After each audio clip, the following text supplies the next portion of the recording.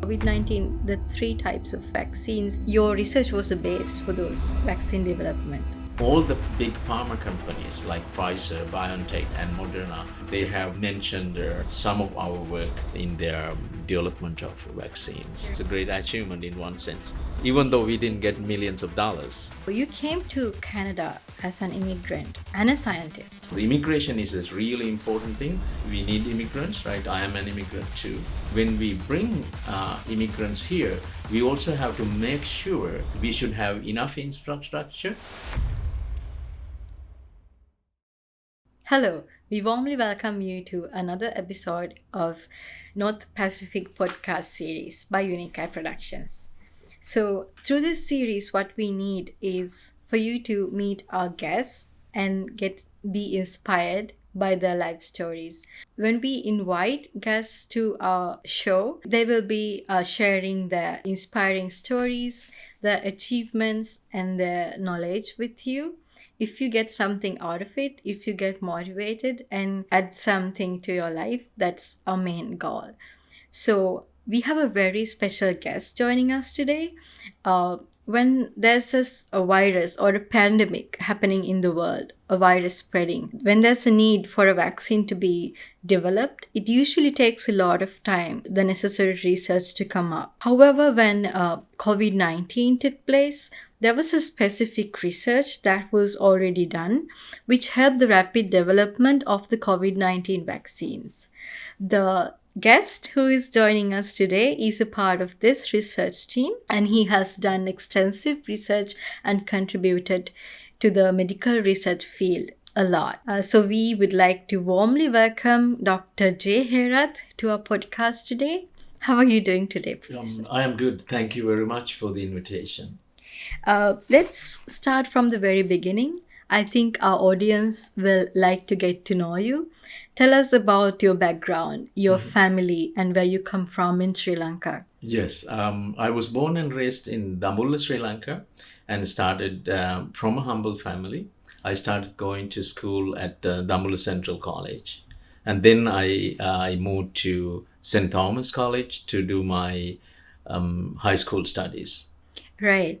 Okay. If we move on to your tertiary education, how was your varsity life? I would say we had challenges. We spent more than 4 years to earn a degree because of the given situation in the country, political unrest and political turmoil, right? But still, I think we had so much fun. We enjoyed taking lectures, going to laboratories, and also we had every year exams. It's a big exam, so after the exams we had just one party for the whole year. So it was really nice and fun life, challenging times too. Okay, how was your academic life? Mm-hmm. What achievements did you have during this time? Yes, during that time, actually, I could join the faculty just after my first degree. I worked as a demonstrator, we say. It's like a teaching assistant job. And then after that, I could join the faculty as an instructor to teach chemistry and biochemistry. Okay. So usually during the adolescence years of a person's life, a young adult, I would say, usually everybody might not have a specific idea of what they're going to do in the future, which path they're going to take, which academic path they're going to get into. In your case, what motivated you to select the stream that you studied? And like during which years did you develop a passion towards? I see. It's a tough question to answer, I would say, but I think I had the passion and love for sciences even at the grade 6 level, right? I heard about what's bachelor's degree, what's a BSc, what's a PhD means. It was fascinating, and one of my teachers talked about that, right? And also I think I was good at sciences then, so that's the beginning. For somebody who might be wondering what I should do, which stream I should get into, who has doubts about their future studies, what do you have to say to them? Yes, I could give one advice to parents and also to the students. I would say, like every student, every child should learn math, science, and economics, and so on, right? So we should have the basic understanding of those things. That's an important thing. And then, depending on your love, your fashion, so one should go on that path, right? So perhaps we should move away from the expectations that we think like everyone should be a doctor or everyone should be an engineer. That I don't believe in that, right? So that's what we should do. We should find what we love really and what we are able to do. Right. I have a very specific question. As an educator, like you have been an educator for a really long time, and you also mentioned that everybody should not focus on being a doctor or an engineer, the typical sectors that parents and adults would encourage students to get into. What is your opinion as a science student, a former science student? What is your opinion about the students pursuing art subjects? Different streams, different disciplines, I think they have different values, right? But so if we are going for like higher level, higher education, then we should look actually what's the end results. How do we gonna be getting employed, right? Those things we should look at it, right? But definitely, I would say still like.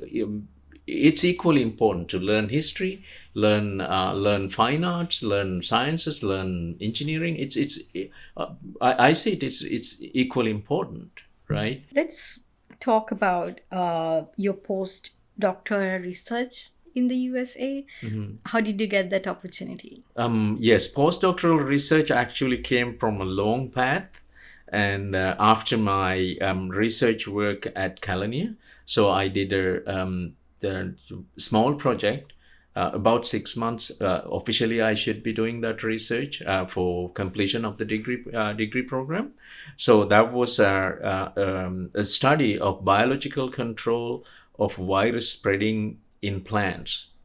It's a simple one. It's actually a practice done by Sri Lankan farmers for years, for generations, and then we were looking at what's the science behind it. So it's an interesting research. So that's the one I think get me to scholarship programs, right? So I could actually earn the full scholarship to go to Switzerland and do my doctoral thesis, right? PhD program. So that's the beginning. So during my PhD program time, so I studied on the general topic of gene therapeutics. And I was basically designing and synthesizing therapeutic molecules, could treat cancer, could treat HIV then, and that was the goal. So that's the beginning. So I had a really good training and exposure. That was your doctoral. That's my PhD. Background. Yes, Right. and I was studying at Bern University in Switzerland, and so that's the beginning. Right. Then after that, you moved to the USA. Yes, exactly. So after that, I actually went back to Sri Lanka, served in the country for 3 years as a university lecturer. I was teaching chemistry and biochemistry there.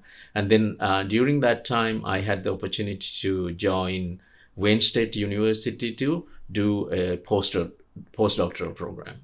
So that's the story. It's a long path to come to US and start working on that particular research. Right. So let's talk about your research that contributed to the COVID-19 vaccines. Let's deeply discuss about it. How did that happen? So simply, I want to mention first, it's not only myself, but there were a team of members in the research group, right? It's a bigger group, but this particular research was done by one PhD student, one master's student, and I was the postdoc.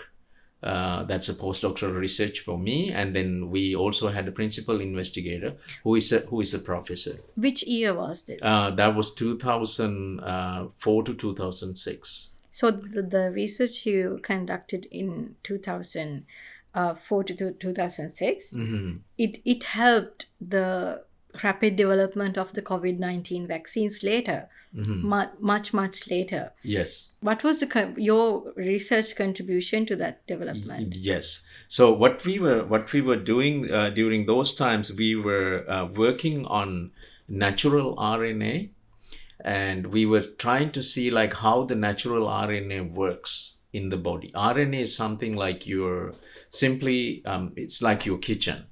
So it does every day make your tea, your milk, your food, and that keeps you going. And RNA in the body, in the cell, also like similar. So we were studying on RNA behaviors, right? So as a synthetic chemist, as an expert in the design and synthesizing small molecules, so I had the opportunity to join and do that work. Yeah, so let's talk about the COVID-19, the 3 types of vaccines. Your research was the base for those vaccine development. Yeah. Yes, the research work was simply studying about the natural RNA behaviors, right? Well, how it will behave in water, different pH, different temperature, and what happens in the cell, and so on, right? What did the COVID-19 vaccine developers get out of it? Yes, from our basic studies, they could use in the rapid development of the vaccine, they could realize how the RNA molecules behave, and then how man-made synthesized molecules can be incorporated into that, and we can use it as a therapeutic agent. But in between, there's a bigger gap. So there's 2 other scientists. One is Karikos and Weissman, and they actually were awarded the Nobel Prize last year for medicine. And they are the ones first, after these molecules were studied, and they are the ones actually showed that using these molecules, one could synthesize vaccines out of it. So that's why they won the Nobel Prize. You owned patent for 44 research I see. publications. No, actually, no, I don't own patents. I wish I have, right? So I don't. But yes, some of our work, especially the one about the it's called the pseudouridine synthesis. It's about RNA, manipulating RNA, right? How do we do it? So that paper was actually cited by 44 different patents, and all the big pharma companies like Pfizer, BioNTech, and Moderna, they have mentioned some of our work in their development of vaccines. Right. Yeah. I think it's a great achievement in one sense, even though we didn't get millions of dollars. Hey. That's another question for another day, I think. And then moving on from your postdoctoral research, when did you come to Canada? What was your journey to Canada? Why did you choose Canada in the first place? Yeah, it's a great question, actually. I think we lived in Europe, Switzerland, and the United States for 5 years in each country. We knew, and we enjoyed those living there and working, right? And then eventually, based on the multiculturalism and the safety and all these things, because of that, so I'm, as a scientist, I do research and I look at the numbers, I look at the results.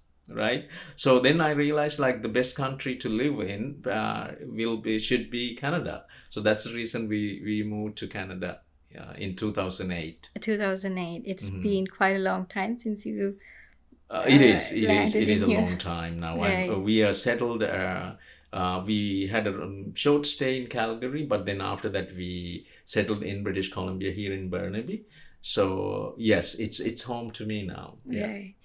So after you landed in Canada, you've been doing a lot of research in Canada as well, and you've been an educator as well for quite some time. Let's get into deeper areas that you have dealt with during this time. So artificial intelligence, everybody is talking about it. It's huge. It's a hot topic in the world right now. Even the moment you are speaking, people are coming up with new aspects in artificial intelligence, and the world is in a stage where all professionals in all fields, they're doing extensive research into how to get artificial intelligence into their field and how to make things easier and better and more accurate in with the help of artificial intelligence. And you too have utilized artificial intelligence in public health research. What was the outcome of this research, and how do you think the technology and the innovation can help improve the healthcare system in the future? Yeah. Okay, so my view on this is I think I'm open-minded in this, right? We have to see how the AI work with our future, right? And it will help our future. We have to see that, right? So that's one reason actually we came up with a new research to study how the pregnant mother's driving safety can be assured by getting the AI advice against a gynecologist, let's say. When did you do this? We about last 6 months we were working on it. So we are working on the manuscript, and we think we wanted to know like how accurate these guidance or the advice coming from AI. So we use the modern AI in the United States, in Canada, and to see what's the difference. So these information will be checked by experts in that field, and we will get the numbers soon, so we can see. So I'm really interested in continuing that research, and you're right. So everything is actually mostly taking over by AI. Even your Facebook, perhaps YouTube, and your choices on social media might basically be taken over by some of the AI, right? So I think we have to know what we're dealing with, right? Yes, I think your research is very interesting as well, because Canada, as we know, gives much prominence to pregnant women in the country. They do anything they can do to protect them and to improve the healthcare system in that aspect. So I think that's a pretty valuable research that you are conducting. Let's move on to the recreational substance abuse. That's another major topic that is discussed in Canada. Right now, in every major city, when you go there, when you go to a public hospital, it's like these hospitals are filled with these people. I think even the resources are much widely distributed, and they are used to treat these kind of people. And you are someone who has conducted research on recreational substance abuse and public health. And what kind of research have you done in this aspect? And what are the comprehensive strategies that you suggest to implement for this? Yes. Okay. Thank you for the question. That's a challenging question, right? But how did I start with it? So I can tell you the story where it began. So when I was working as an instructor and advisor for UBC medicine, so I was fortunate to work with a lot of MD students. They will become doctors at one day, right? So after 4 or 5 years, right, depending on the program. So they are budding doctors. Medical Right. students. Yes. Okay. So I was fortunate to teach them and advise them, right? And certain programs, certain research and scholarship programs. So that's where I started working on it. So it's part of my job then.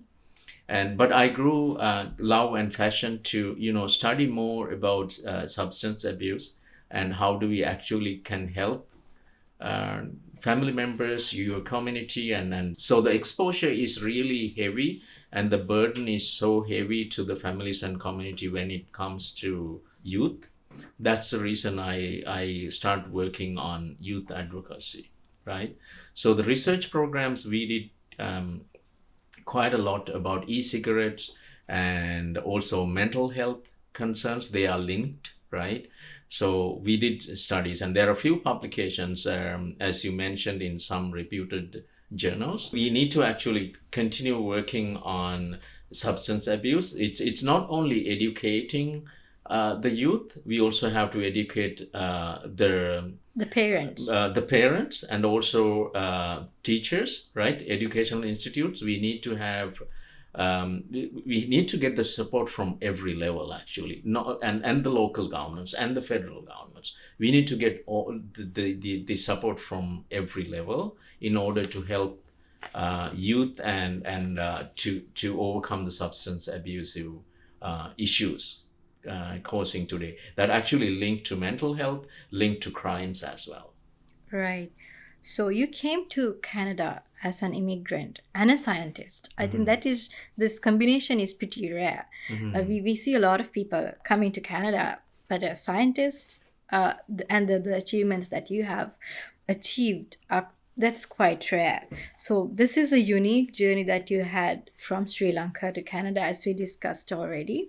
So how has this experience influenced your views on Canada's current immigration and education policies that are in place?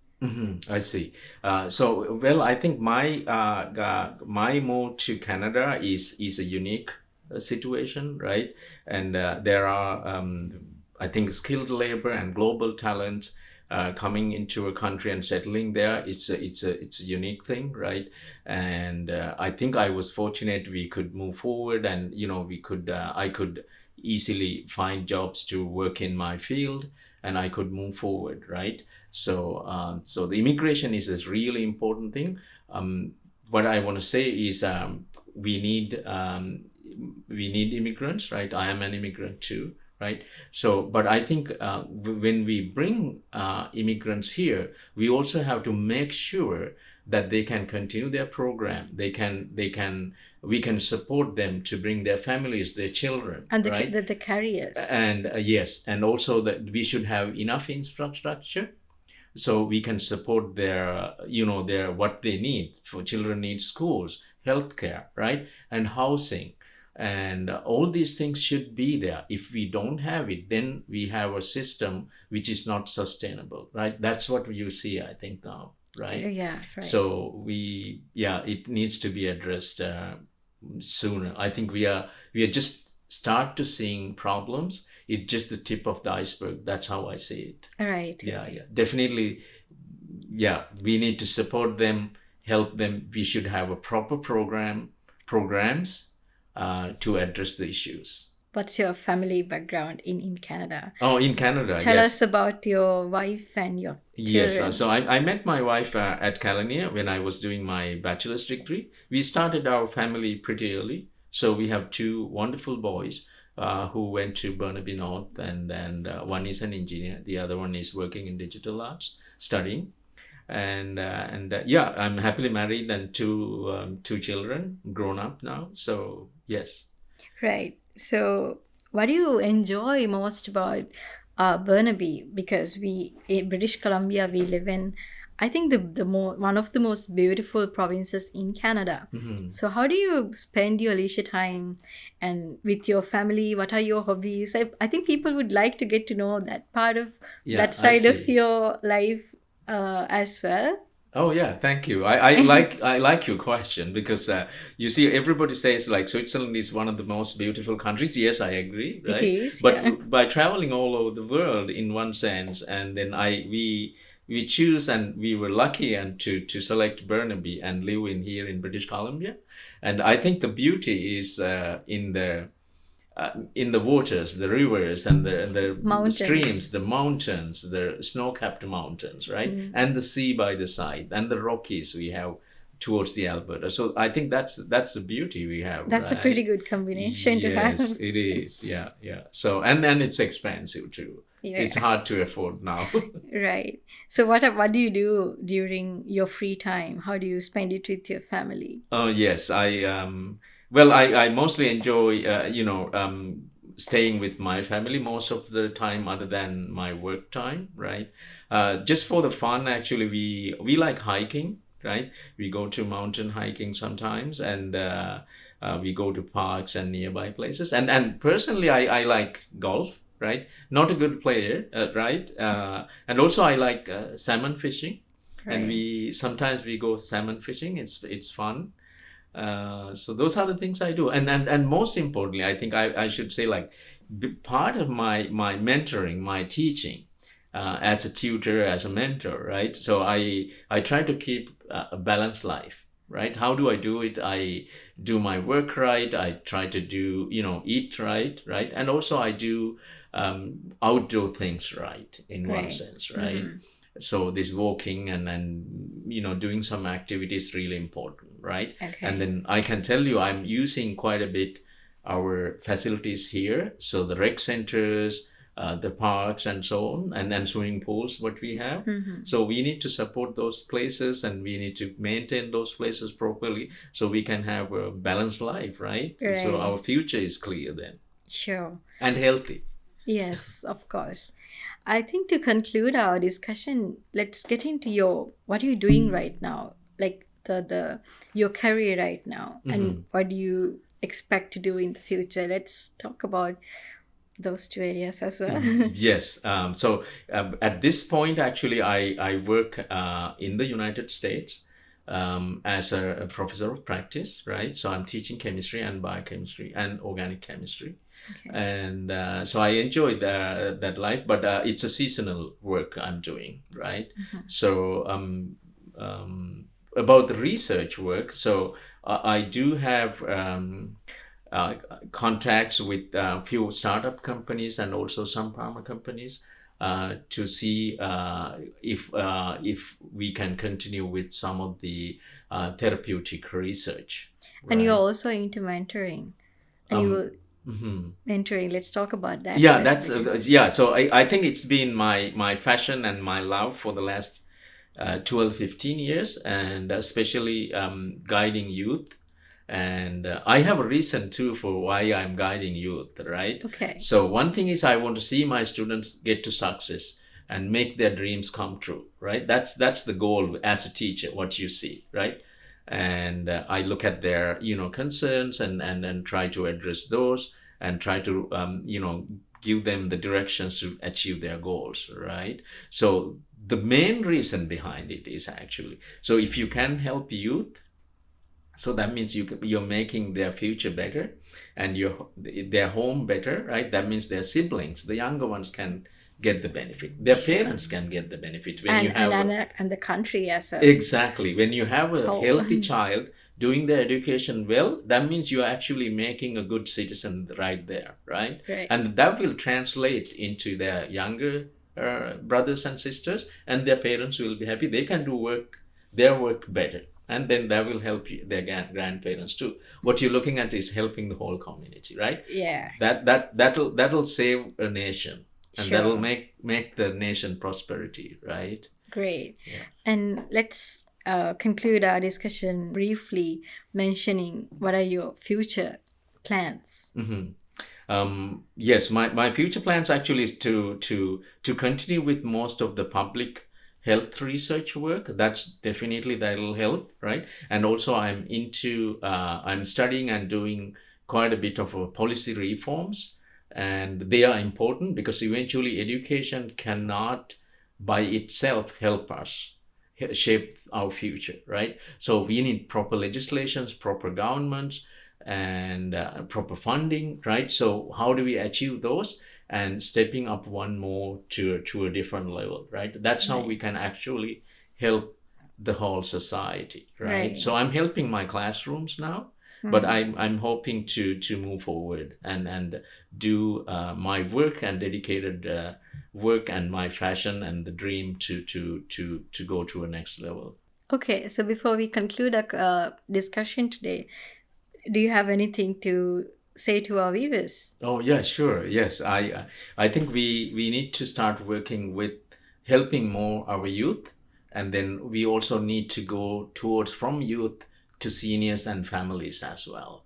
So that comes to education, healthcare, mental health, recreational work, everything, right? So the balanced life and supporting youth and spreading that power and strength and dedication of youth to the rest of the families. I think that's where we want to go, right? We will have a wonderful place then, right? So that's my goal. Yeah. And also thank you very much for the invitation, and I enjoy the talk with you, and thank you so much. Thank you so much for joining us. And I'd like to thank our viewers for joining us and watching this episode as well. Let's meet in another episode with another resourceful person. So have a good rest of the day. Bye bye.